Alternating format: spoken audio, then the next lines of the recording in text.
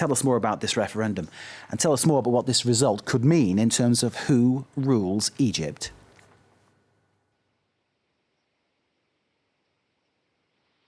Well, I mean, it's an overwhelming result, almost 90% of Egyptians voting to confirm these sweeping changes, despite there being widespread questions about how fair or democratic this vote was really in practice.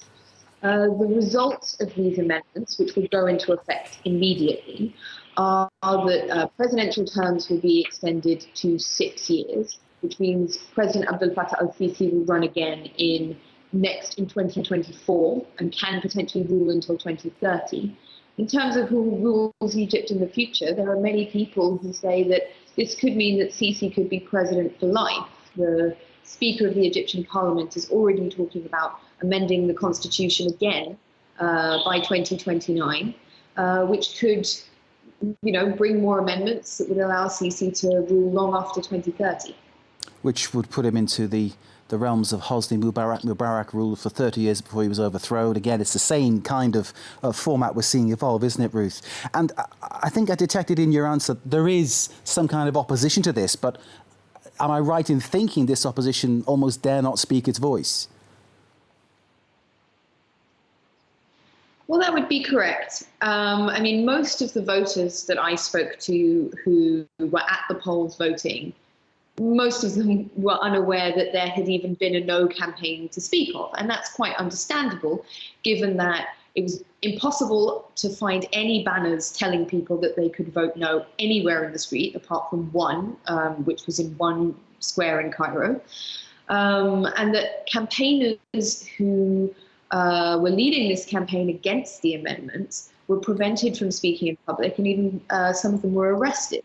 So, of course, it's quite natural that anybody who went to the polls was completely unaware that it was possible for them to vote no.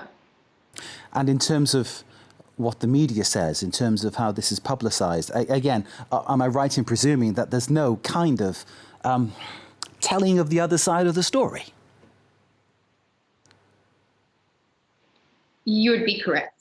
The vast amount of most of the media here in Egypt is controlled by the government in some way, or is subject to extremely harsh laws around censorship and around free expression, which means that the only side of the story that you would hear in Egypt was one that talked about the virtues of these amendments, how they will bring stability, how Sisi needs more time to complete his reforms.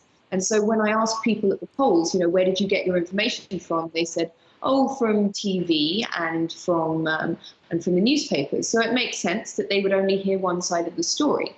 Opposition candidates said that they tried to push a message online that it is possible to say no, but that only gets so much reach. And there was a petition that was set up to allow people to say that they disagreed with the changes. And that was repeatedly blocked by the Egyptian government so that people inside Egypt couldn't even see it.